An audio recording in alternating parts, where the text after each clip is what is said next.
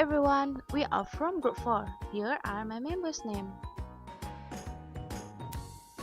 We are going to present topics on microarray and expression sequence tags.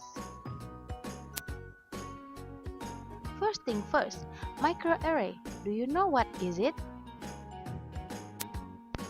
DNA microarray helps us to determine whether individual DNA contain mutated gene. To use microarray, the most important thing that we need to have is the chip.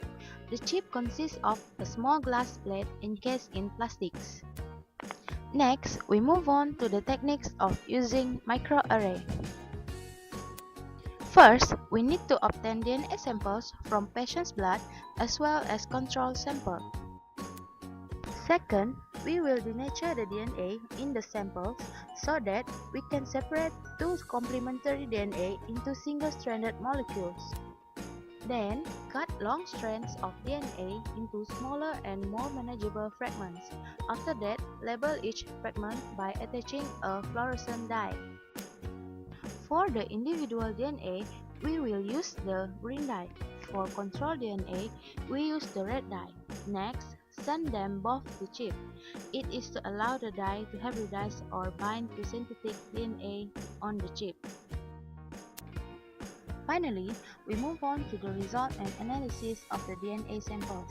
If the DNA is normal, red and green dye will bind to sequence with no mutation, while if mutation occurs, individual's DNA will bind to sequence that represents mutated DNA on the chip. Here comes the applications of microarray on cancer research. They are drug discovery, identify cancer biomarkers, single nucleotide polymorphisms, classification of tumors, and identify gene target of tumor suppressor.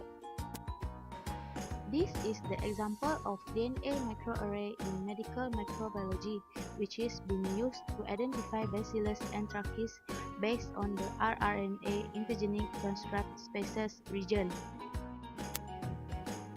Next, we move on to the expression sequence tags. Express sequence tags, or EST, known as short, unedited, randomly selected sequence reads derived from cDNA libraries. EST are short sequence reads which typically within the range of 100 to 700 base pair. An EST is a sequence tag site STS derived from cDNA. It is generated by sequencing a single segment of random clones from a cDNA library. What EST are for? EST can be directly used for gene discovery, proteome analysis, single nucleotide polymorphism characterization, alternative splicing, and gene structure identification. However, EST are error-prone and require multi-step pre-processing followed by clustering, assembly, database matching, and functional annotation to yield transcriptome information. Most EST have been isolated from humans. A large number of EST have been isolated from model organisms.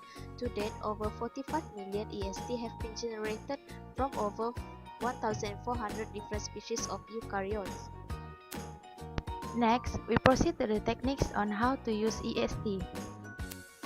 First, raw EST sequence from chromatograms and database are checked for vector contamination, low complexity and repeat regions, which are excised or masked. Low quality, singleton, and very short sequence are discarded. Then, high quality ESTs are clustered and assembled to generate consensus sequences. Third, DNA database similarity search are carried out to assign, identify homologous, and assign possible function. The fourth step is the conceptual translation of consensus EST sequences to produce putative peptides. The fifth step is the performing protein database similarity search to assign putative functions. Then, the analysis is extended to functional annotation. And finally, visualize and interpret the result. Genetic markers and gene therapy are the examples that have been used in EST.